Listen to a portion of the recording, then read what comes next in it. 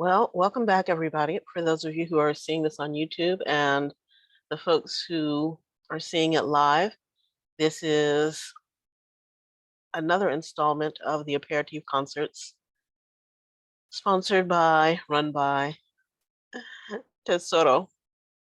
This is a really special night for us, not just because of the artists that we have, and I'll talk about her in a minute, but because immediately after this, we are debuting our ladies only, that means the audience too, our ladies only open mic called Woman Heart. So when this interview is over, feel free, excuse me, feel free to, zip over to that link and have a good time. I'm really excited about this debut. I'm even more excited about this artist because I never get to hear her in full, in real time. And so this is a huge deal for me. We are beyond graced with the presence of ONYXH2O, whom I had known about for a while, but whom I, as so many of our Tesoro women, have never met. So rather than me prattling on about the little bit I know about you, tell us about you.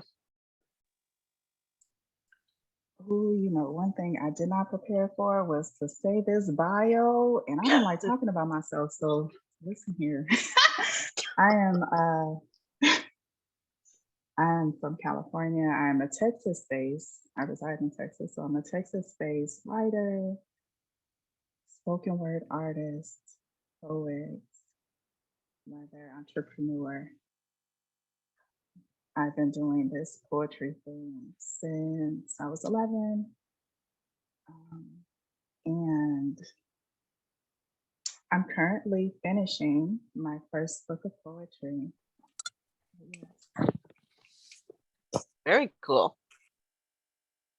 So we're just going to go ahead and jump in. And I ask everybody the same question at the beginning of this, and you can interpret it any way you want to, need to, have to. Why poetry and why now?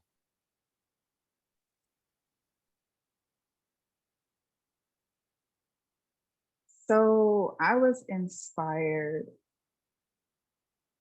to write around the age of 9, I believe was when I was exposed to Langston Hughes and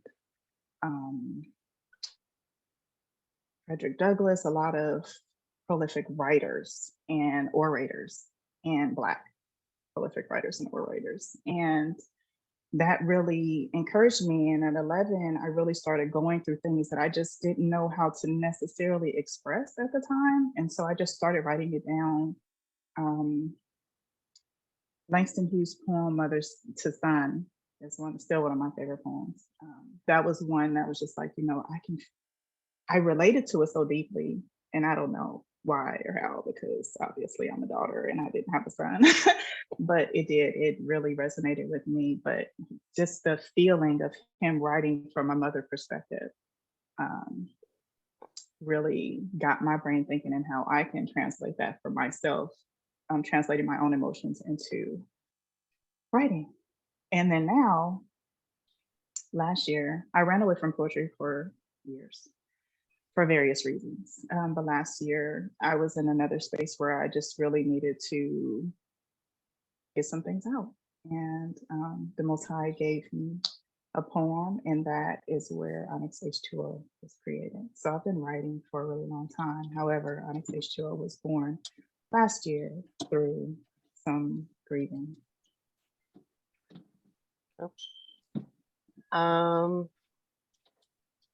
You mentioned, quite a bit in your poems, and you just mentioned it now, your connection to the Most High. Tell us how that affects your writing.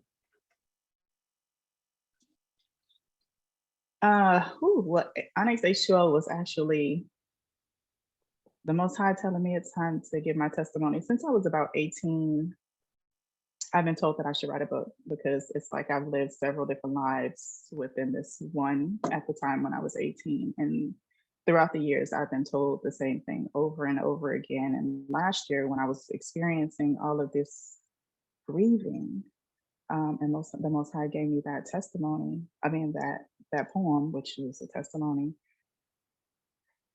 He said it's time, and so I wrote the poem. Well, he gave me that poem because when I reread it, I was like, "Hold on, who did this? I did this. I remember typing it in my phone. Like I remember this." But I was just like, I didn't do this. But Most High gave it to me. He told me to record it, post it, and I was like, you know that's not me, Lord. You know me. You know how you be trying to negotiate, and it don't work. But yes, ma'am. The Most High is the one. The Most High is the reason I'm here. Because Okay. otherwise, I don't like being on camera. This is just fix it, Jesus. Okay. I know that, excuse me, during the pandemic, there were tons of poets who, for lack of a more elegant phrase, came out of the woodwork. Mm. And I'm always interested in who is again, for lack of a better phrase, a pandemic poet that's never been on a real stage and who's actually done some stage time. So where are you Right. in that I've done lineup? stage time. Um, Okay. I started performing on stage in 2014, I believe. Um, I was a little bullied into it. We won't go into that story though. Oh, come But I on, we've did. got time. Um, so it was an ex of mine. He's also a poet. Actually, soon to be ex-husband. Um, he was when we first met. We started talking and we started talking about poetry. And he was like, "Oh, you do poetry? Yo, I'm gonna get you on the stage." And I'm like, "No way, that's not me. I write for me. I don't write to tell everybody. You know, I talk to the people who are close to me. I don't need to tell everyone else."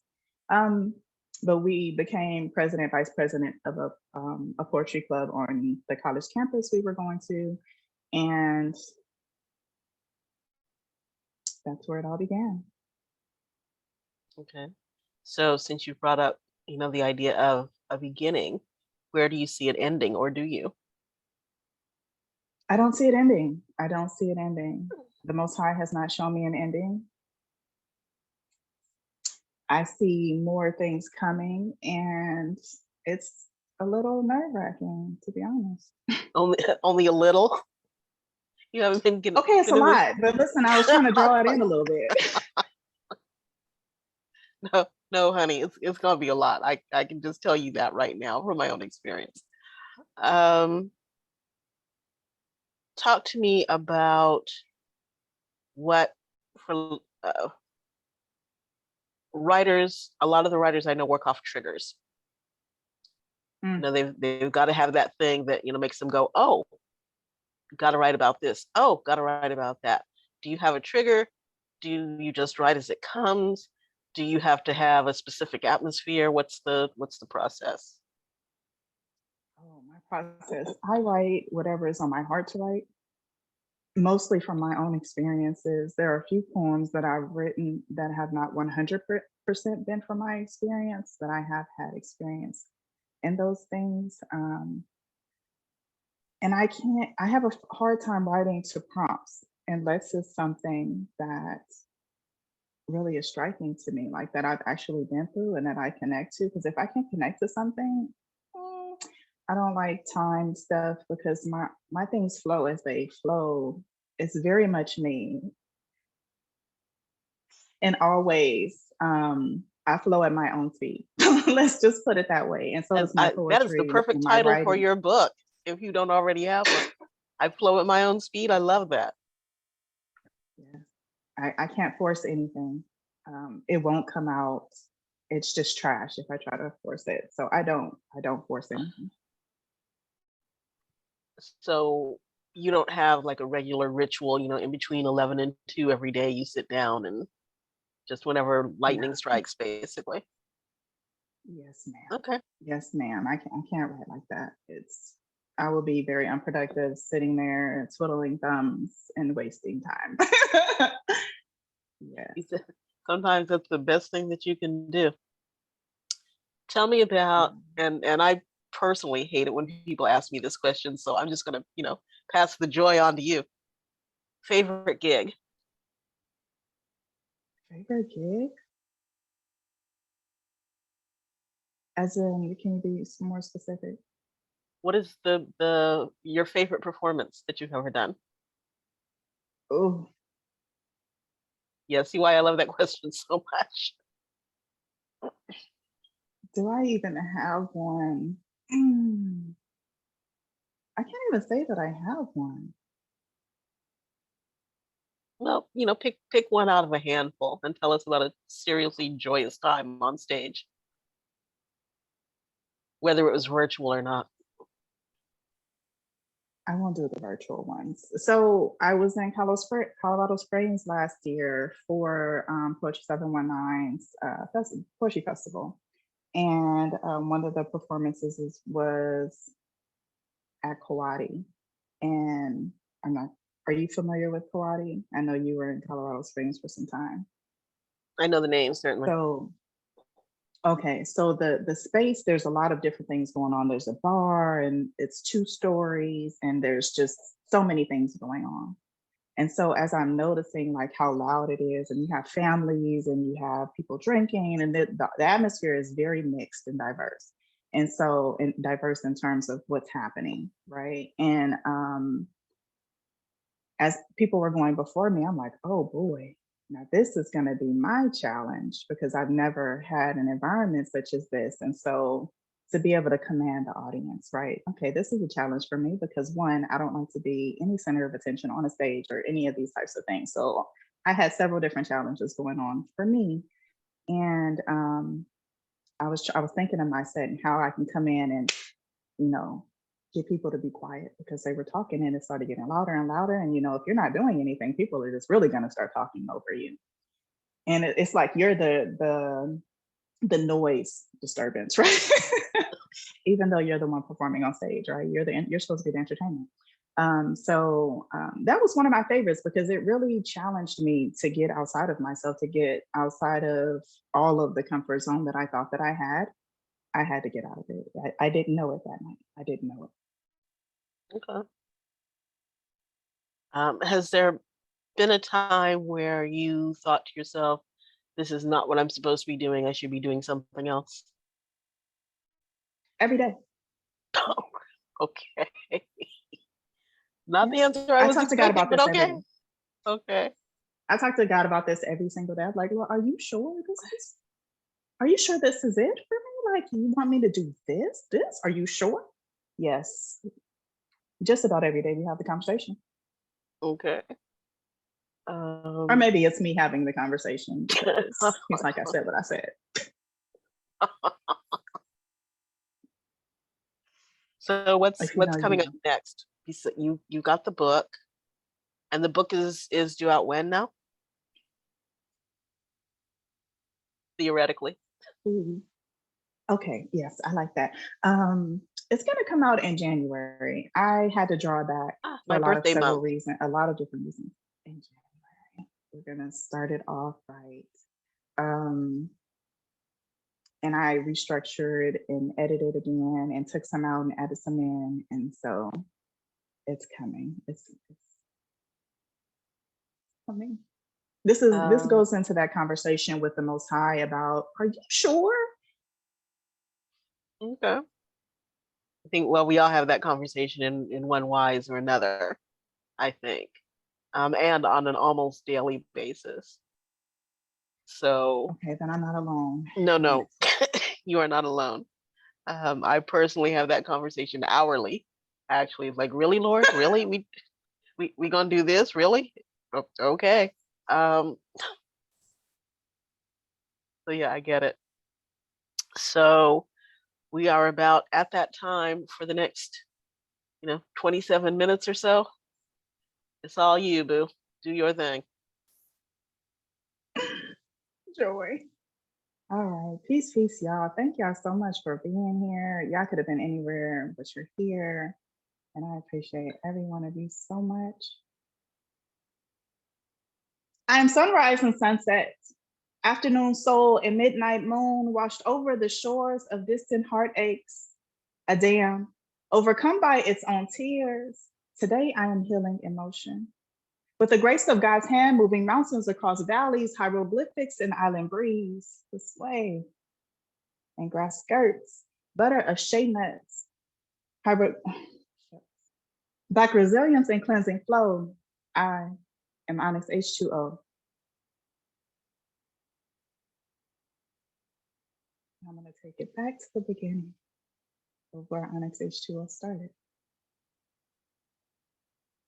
I thought we could overcome anything together, but we is more than just me, so I underestimated we. I mean, me.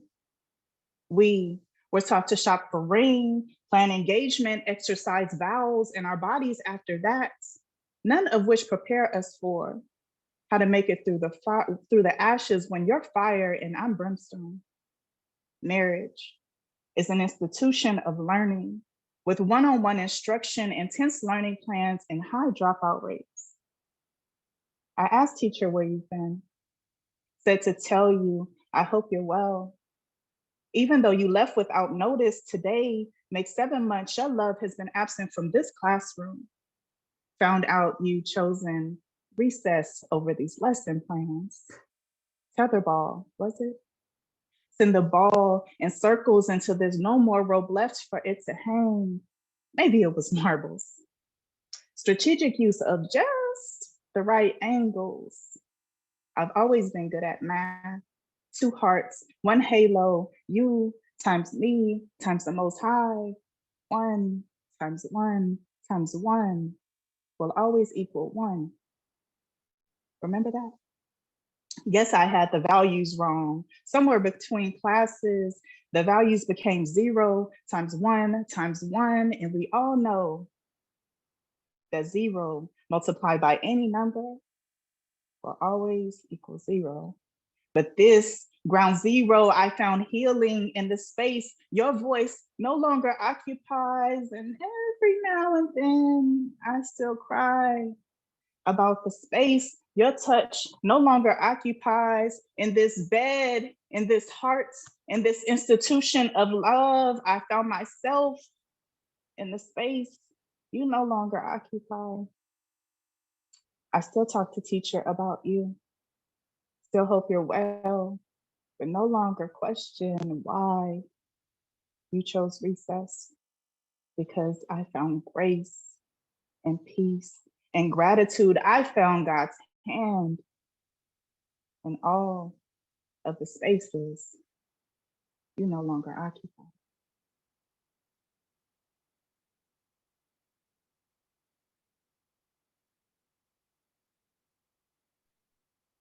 I could not love that more. Thank you.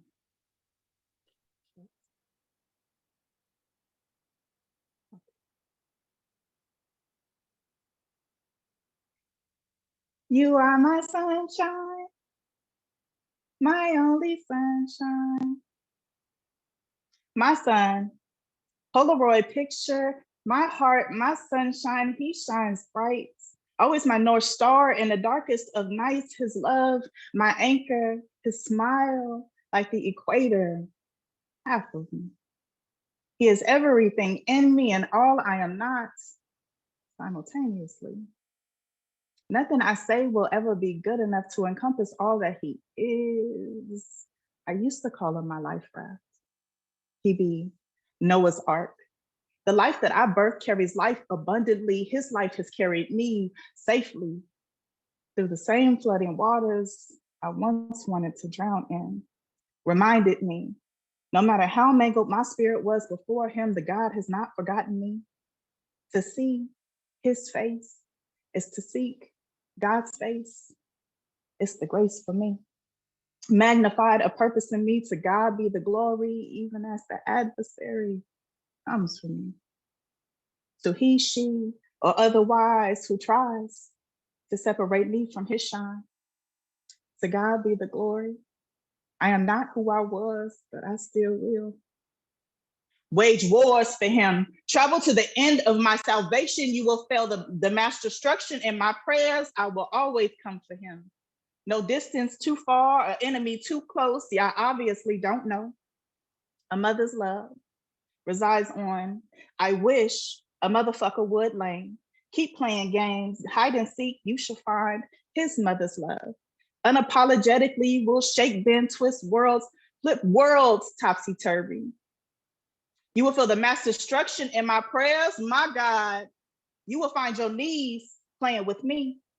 My God don't play about me as I don't play about him.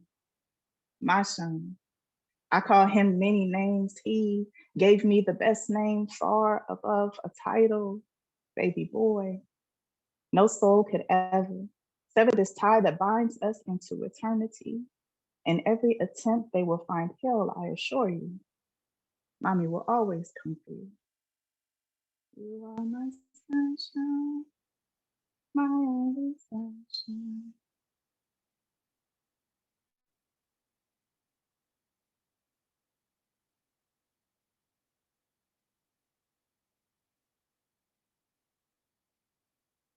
Tell me, have you ever chosen a woman who covered you in prayer as you slept? Giving God praise for each moment spent in slumber so she could dream with you. One who sought more than just fulfilling the hunger of your belly and loins, but that of your spirit. Have you ever chosen a woman whose greatest desire was to sing in psalms with you? One willing to find breath on the ocean floor with you? Can you smell the strawberry coated forevers on her skin? Feel her fingertips run across your heartstrings? Hear the echoes of her melodies call for you? Can you taste her prayers on your tongue? See your soul fully engulfed in her eyes? Can you outline her face? Did you find yourself reaching out for her? Tell me, can you imagine? Can you imagine living a life without her?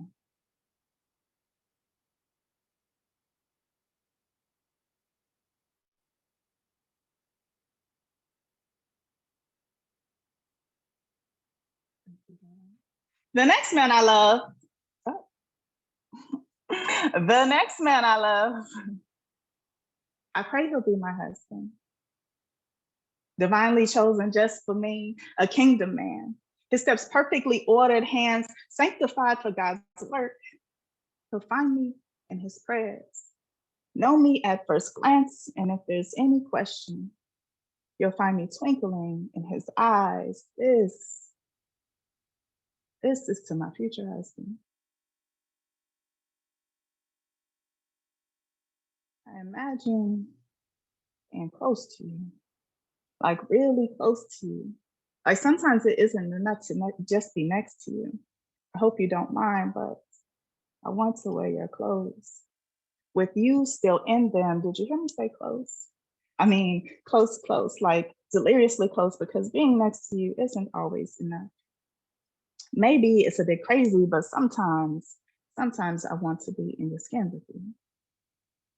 I said, maybe it's a bit crazy, but sometimes I want to be in your skin with you. Did I mention I want to be close to you? Most days, I'll gladly accept skin to skin time as enough. I'll feed as you suckle, read bedtime stories and proverbs, let these scriptures tuck us in. I want to be close to you. And when we're apart, or when you fall into prayer position, let me be the cushion your knees rest upon. And when we're apart, I wear your cologne just to throw other men off my scent. I'm yours. Shower me in your love while I bathe you in warm coconut springs. For myself into a glass for you. This drunken love is of sober mind. Sip me slow, breathe me deep. I want to linger in your throat, hold every hair in your nostrils. I want to be close to you.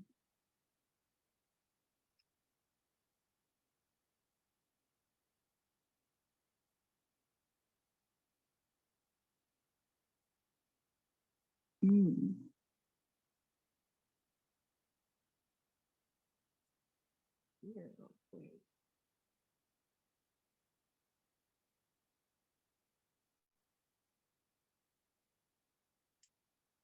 Born half, unfamiliar star line and roots steeped in rich soils. Daddy, with a daddy unsure of his place with his son, so his absence ran through my daddy's veins and infected his blood. Mommy, eldest of 25, abandoned after birth, her mother exercised her right to leave, paved a way for my mother to leave emotionally. What a legacy they both had left to leave. Me, born of daddy, Black, Afro, Black, resilient, Black. I'm Black and I'm proud, Black, but hard-hardened, Black. Born of mother, a far lighter shade of brown, another variety of colonized tongue, she carried the scent of aloha in her hair. Walked barefoot in the hearts of men with no intention of loving her. I find myself in them both, parents with no college degree, both having PhDs and vacancy. Me, 2 college degrees. This education has yet to filter the degrees of their residual trauma and transform them into triumph. What a legacy I have hidden away. Decades of suppressed breath and racing hearts in an effort to elude the stains my bloodline spilled before me.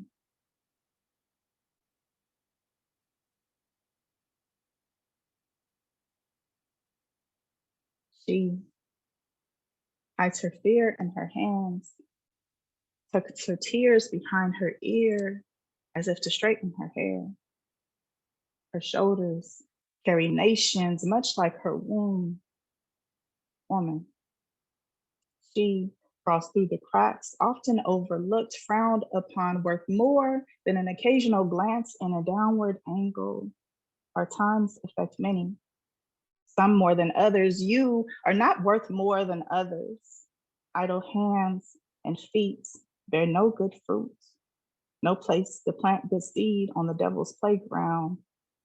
She becomes prey she becomes prey among wolves at night.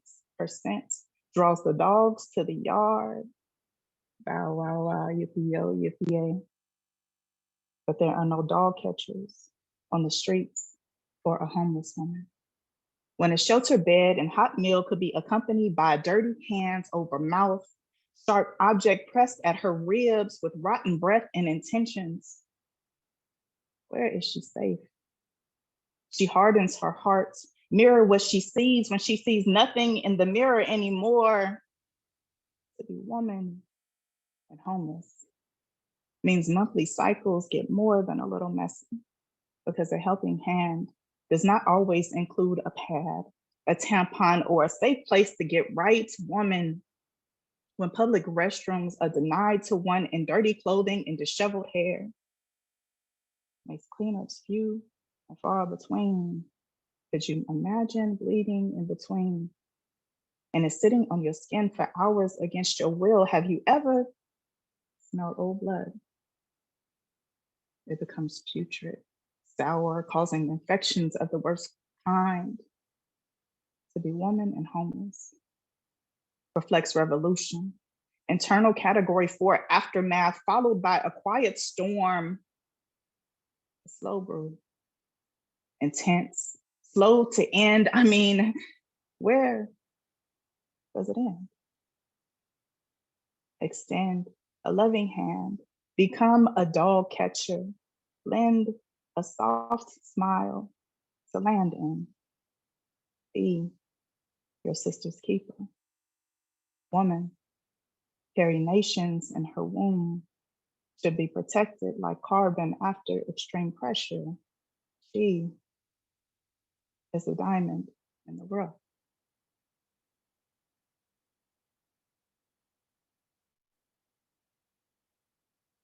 All right, this will conclude for me.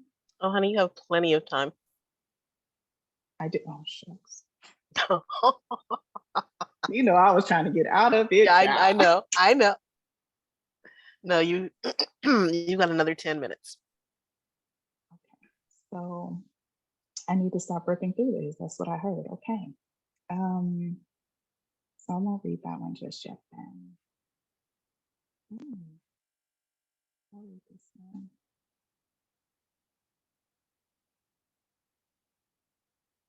All right. My mother's trauma, an instruction manual I vowed to never read, didn't really need to. She taught me to wear rose-colored glasses while staring at red flags. Just as easily as she showed me how making bunny ears helped me tie my shoes, red flags became much like welcome mats. My mother treated much like welcome mats. No welcome, just mats with the spirit of aloha, minus mahalo. Maybe you're just like my mother. She's never satisfied. Daddy's PTSD taught me how to close and lock doors, so I have a hard time opening them. Papa was a rolling stone. Wherever he laid his hat was his home. Except Daddy never laid his hat anyway. And my mom still watches red flags through those same glasses. Both taught me the love is spelled Pain. No wonder I developed a high tolerance for self-sabotage. It said, it takes 21 days to create a habit. Yet I've spent 21 years stroking the blades of these same swords, collecting them over the years, different shapes and sharpnesses, all carefully placed on my trophy case. My mouth, when provoked, can become a chamber of blades. My aim is your neck. I'll watch you bleed out. I caution you. I was never taught how to unlearn, but as I learn, I pray my body can withstand the demolition of unpacking these scriptures turned horror flicks. Dysfunction was a courtyard I championed young, heavy weights. I bear heavy weights. This delicately crafted barbed wire has left many with scars that spell my name backwards. And if you look close enough, you'll catch a glimpse there of my colorful canvas. I ask of you to walk away from me or have patience with me as I go this journey alone, learning how to redefine this art and use these tools as they were intended.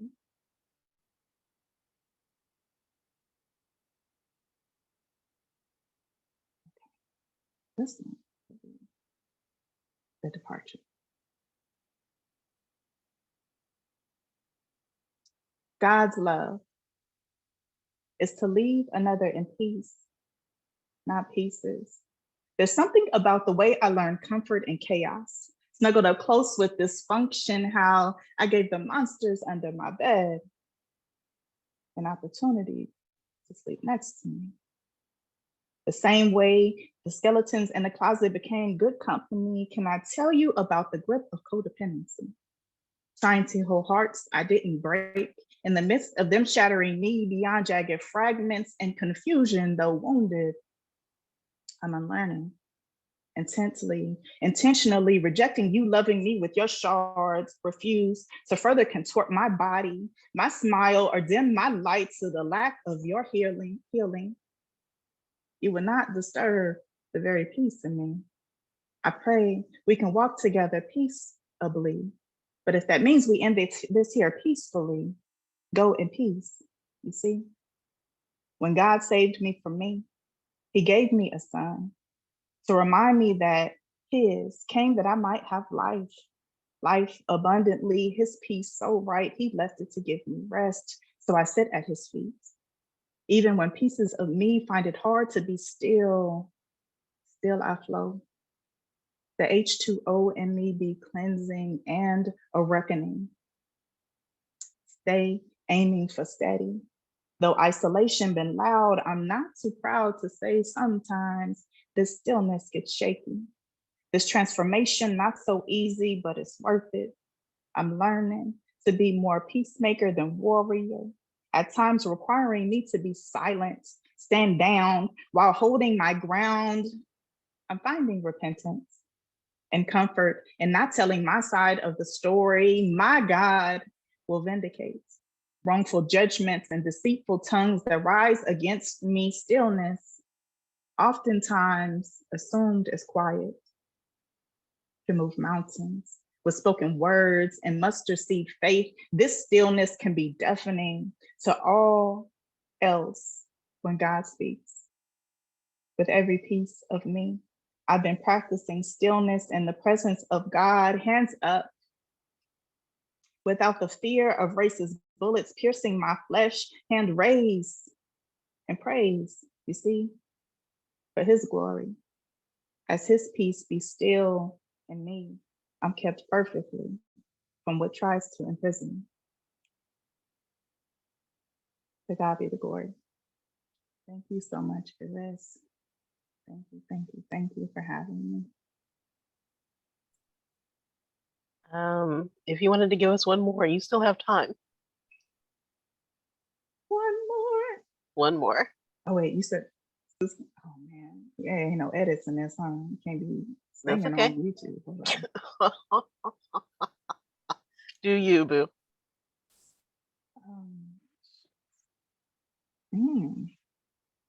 I'll do this one. If only I could unlove you. Unspeak words of a family we pictured and framed. We pictured our pictures, we framed, we named her our videos. Unvideo all of the chats where sleep was sweet. Untangle our bare bent bodies, unkiss every trail I left on your face. I know I'm mixing up words, but this reality doesn't make sense. The prefix un is the only thing that does because it holds the power of reversal instead of forgetfulness. Somehow I'm finding comfort in this undoing. It sits a little lighter on my shoulders, unlike my unraveling of you unloving me. If only were strong enough to unbreak my heart. Unplanned and always I found to be a run-on sentence. You hate those. And I wish I found the period sooner. This sentence be incomplete, unending for me, if only I could undo the time waiting in vain, seeing every flaw as an opportunity to love you more deeply. If only were tomorrow, I spend every moment of the rest of today loving you like you love me still. Because tomorrow, if only, will be gone, and today will be undone. I think that's the most heartbreaking thing that I have heard all month long. That's not a bad thing at all. Got a few minutes left, so if any of you have questions for Onyx, put them in the chat and we can chat a little bit before we go ahead and get on out of here. In the meantime, if you want to contribute to the flow, you can donate at poetswind@hotmail.com. 90% goes to our artists, 10% goes to Tesoro, because artists need to get paid and Tesoro needs to keep their lights on. So,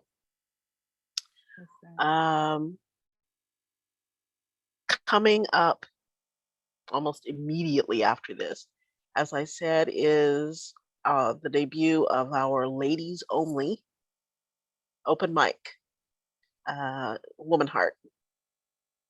So I strongly suggest you go ahead and hang in for that one. It's being run out of, because I got smart and let somebody else do it. It's being run out of, excuse me, New York by our Tesoro Felicia Villanueva. The lead is Destiny Padilla. So one way or another, y'all, it's gonna be a party. Onyx, honey, thank you so much for this. I say this every week. I so rarely get to hear you all in anything but little bits and Amazing. bites. And so to be able to hear you at length is absolutely fantastic for me. Thank you for that.